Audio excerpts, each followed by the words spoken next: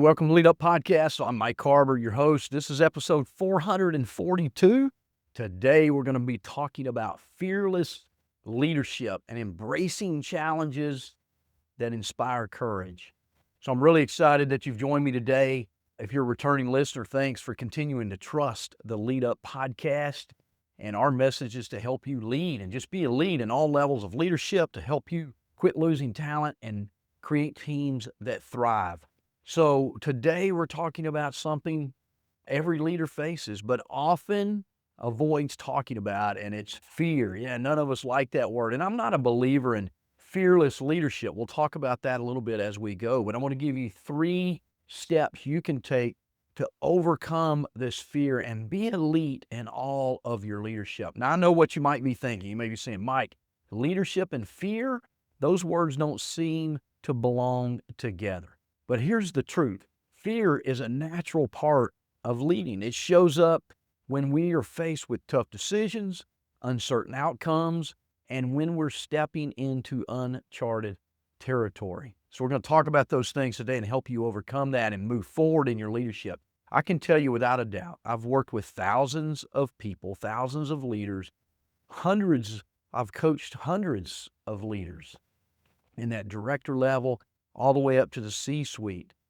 And there's not one leader, so I'm giving you some confidence here, there's not one leader that I've worked with that hasn't had some level of fear in a leadership decision or a leadership action, things that they need to do. Every leader, including me, has some fear in that. So this episode is titled Fearless Leadership, Embracing Challenges and Inspiring Courage. And I promise you, we're not just here to talk about eliminating fear. That's impossible. I don't believe in fearless leadership. It's impossible to eliminate it. But instead, we're going to learn how to face it head on, reframe it, use it as a stepping stone to growth and resilience. We do not have to look back far in history to remember the fear of the pandemic and stepping into the unknown.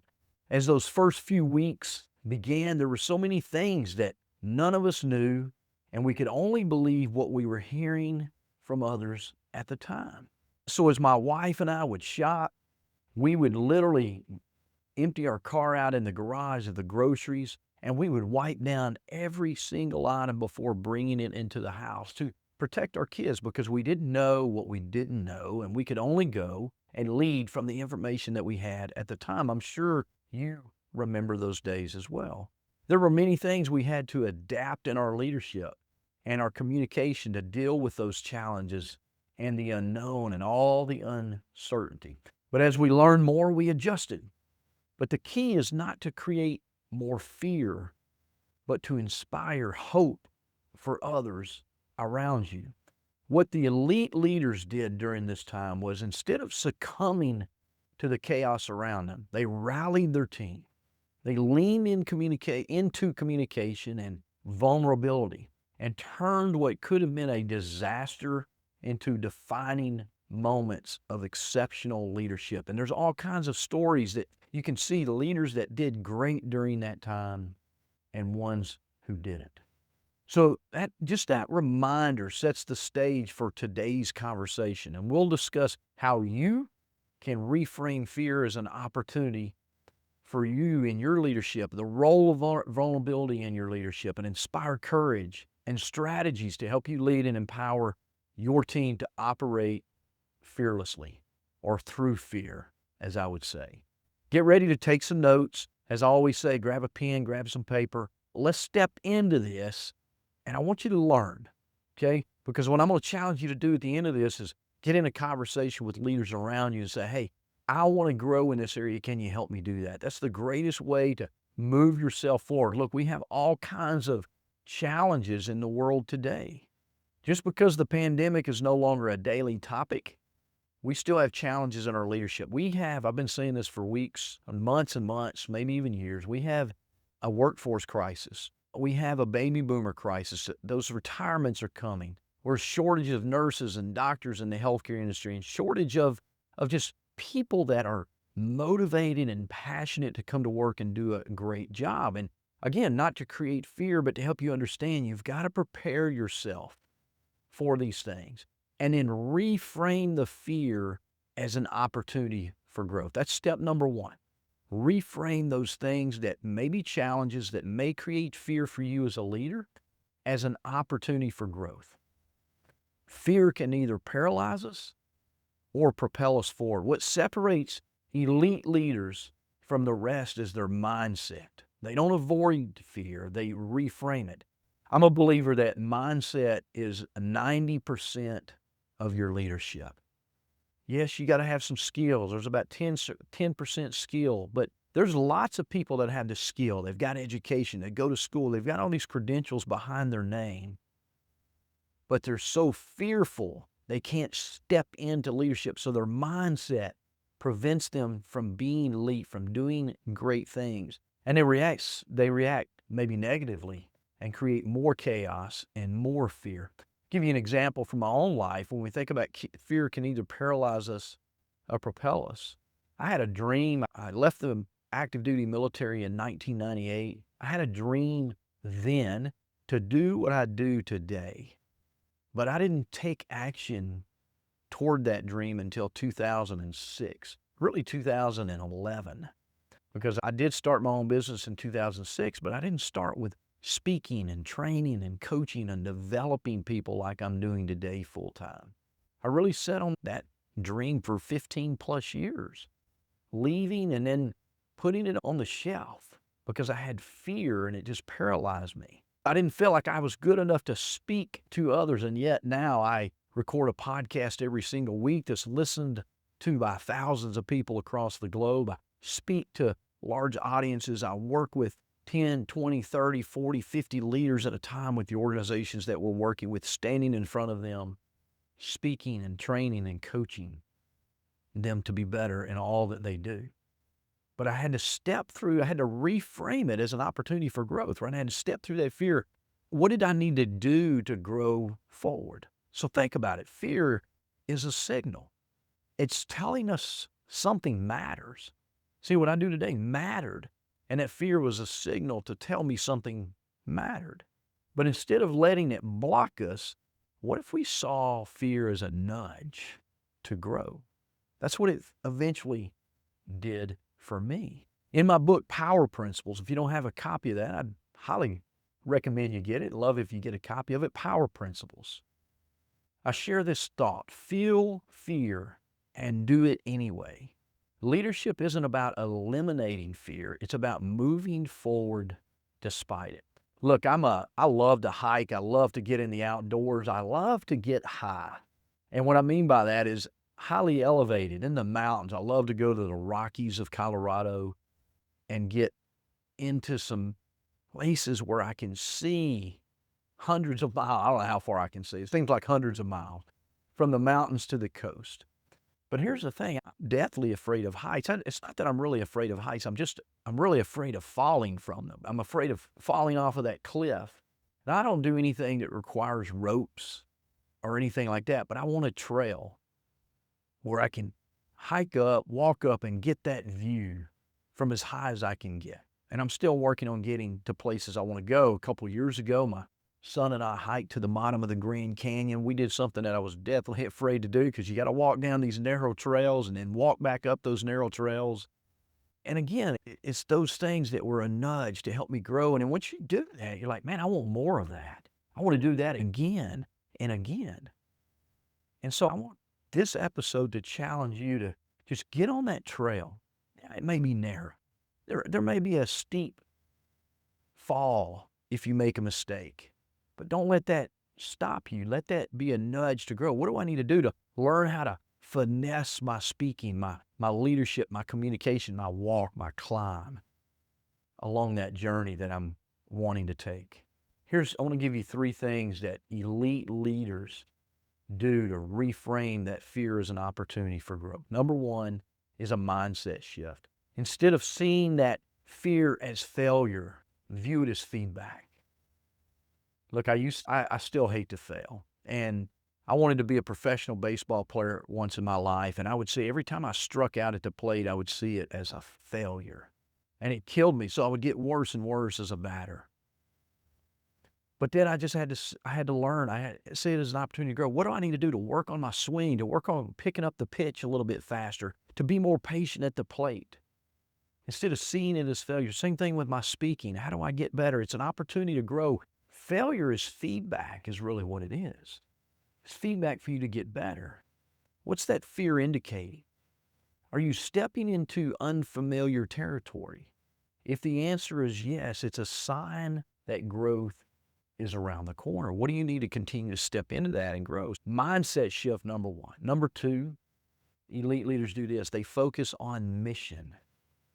They focus on mission. Fear often stems from worrying about the wrong things. What if people, what people will think are worst case scenarios? So here's what we need to do. Refocus on what matters most. When you prioritize mission over ego, fear begins to take a back seat. So when you think about leadership, what's the mission of your team, of your company, of your organization? And get focused on that and let that be the challenge to draw you forward. If you don't take action and step through that fear, the mission will fail.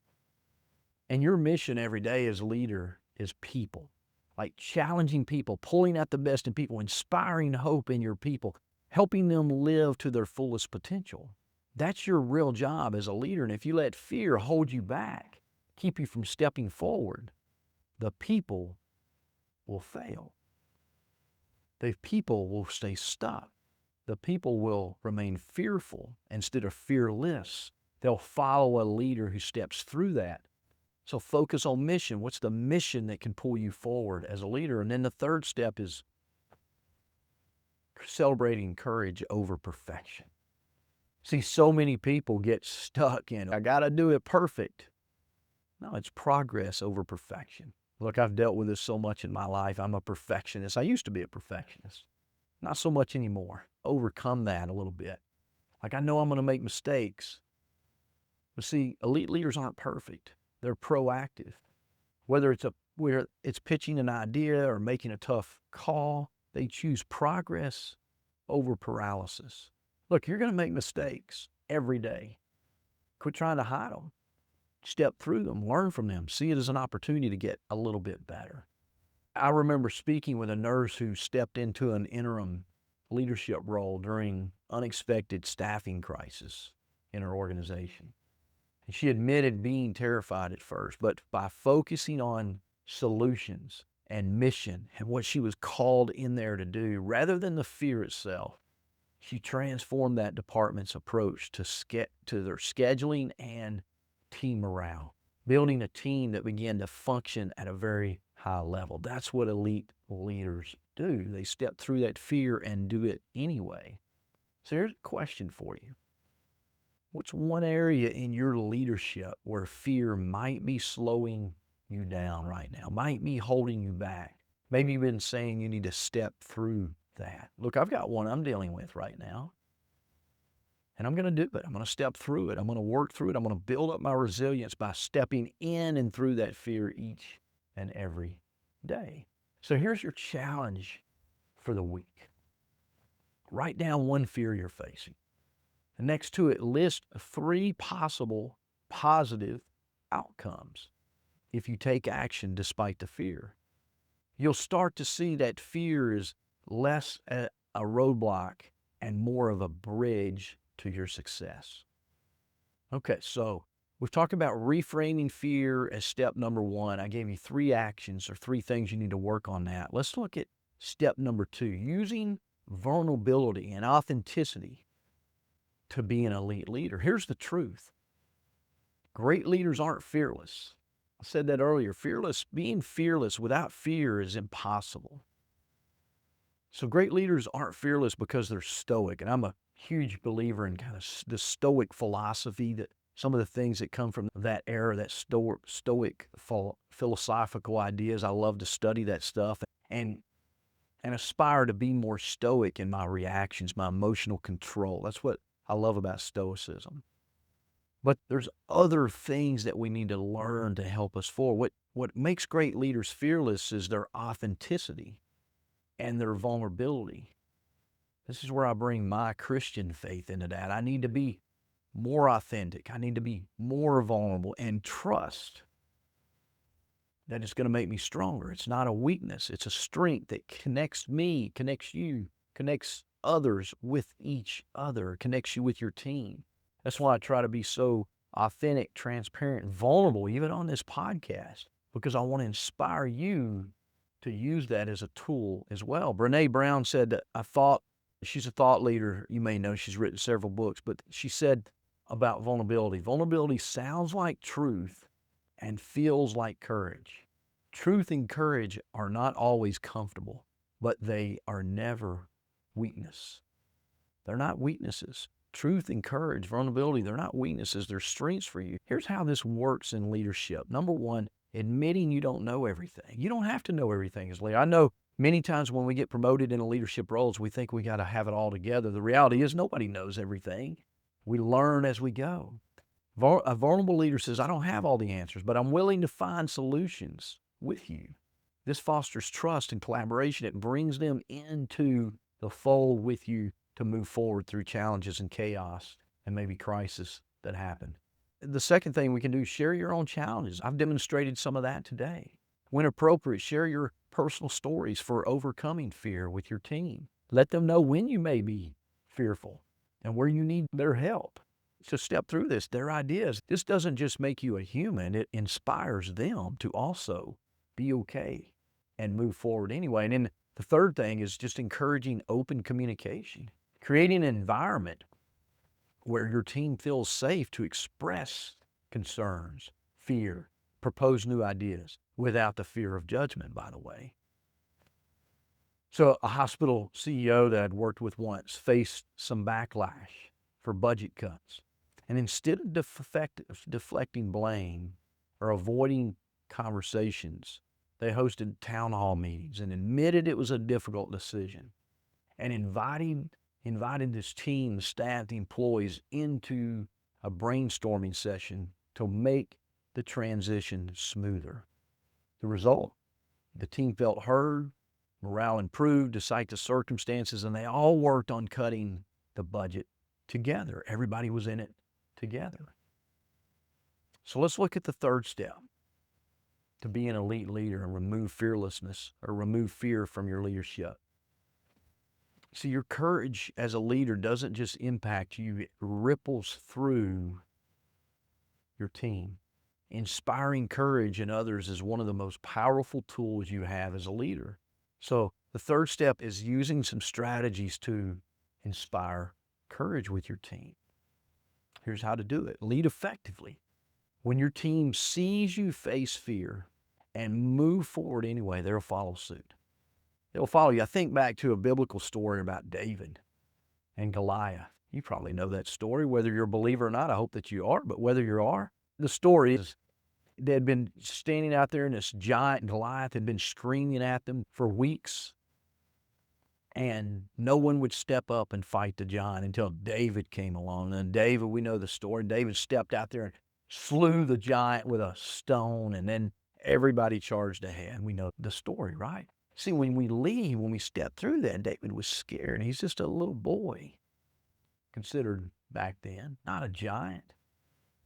But he inspired that courage. So share your process of how you made a difficult decision or tackled a risk. This is one way that you lead by example. A second way is create psychological safety. Encourage team members to voice their ideas and concerns without punishment, without fear of rejection, that we're listening. We're not shunning them for bringing a new idea and saying, oh, we've tried that before. I've worked with an organization before, by the way. They had a leader who had been there 30 plus years, and every new idea, oh, we tried that before. We tried that before. We just shutting down every new idea that came forward because it didn't work for him. Probably a lot of reasons why it didn't work for him. Negativity, no belief, lack of courage, lack of inspirational communication by that leader. We can always kill ideas, but teams thrive when they know mistakes are treated as opportunities to learn. Let's try it. Let's see what happens. Let's work it out. And then the third thing is we want to celebrate small wins. Make sure you celebrate along the way. This continues to encourage and inspire others to move forward. Look, courage isn't always about grand gestures. Acknowledge and celebrate your team members' when they show initiative, when they take risks, when they show a great effort, when they inspire an idea, when they innovate. Celebrate those things as well, because those are what we want. We don't want perfection. We want ideas. We want energy. We want innovation. I was just coaching a leader right before this recording, and he had a new team member that he didn't feel was showing initiative. We want people who show initiative. We should have interviewed for that, right? What does initiative mean? How will you show up? When I don't give you an assignment, what are you going to do? You're going to sit around and do nothing? Or are you going to you're going to watch somebody else and learn how to do the job? See, that's initiative with a new employee. So here's what I want you to take away. Ask your team during the next meeting, what's one thing you'd try if you weren't afraid of failure? And then turn their answers into opportunities for innovation. Make it about the team. Make it about the work that you're doing. Look, here's what I want to leave you with as we wrap up today. Fear doesn't disappear in leadership, but neither does courage. And when you lead with courage, your team becomes unstoppable. Now, I want you to reflect on today's theme, fear. I'm challenging you to identify one personal fear that's holding you back. Write it down. Commit to facing it this week. Ask a buddy, ask a coworker to help you work through that. Get ideas from them. Get coaching. Continue to come back and listen to this. Reach out to me, Mike at harborresources.com. We can talk about a coaching engagement if that's something you need to work through. I'd be happy to help you. Fear doesn't mean you're inadequate, though. I want you to remember that. It doesn't mean you're inadequate. Everybody has fear. That's what I said. I've coached hundreds of people, thousands of people. Everybody, not one person, have I worked with that doesn't have some sort of fear. It's just proof that you're stretching yourself. And every time you overcome a fear, that fear, another fear, you grow stronger, and so does your team. Nelson Mandela said, courage is not the absence of fear, but the triumph over it. So if fear's been holding you back, take that first step to overcome it. Take that action, write it down, get a coach, get a mentor, work with someone that can help you push through it. Hey, I hope this has been a valuable topic for you today. We got a lot going on in the world. Don't lead with fear, lead with courage. See it as an opportunity to grow. And one of the ways that you continue to grow is continue to tune in to the Lead Up Podcast. I'm here to help you. We love adding value to you, the listeners. The best way you can do that with your friends and colleagues is share this and other episodes with those friends and colleagues to help them grow. Get in a growth circle together. Thanks for joining me on today's episode of the Lead Up Podcast. We'll see you next time.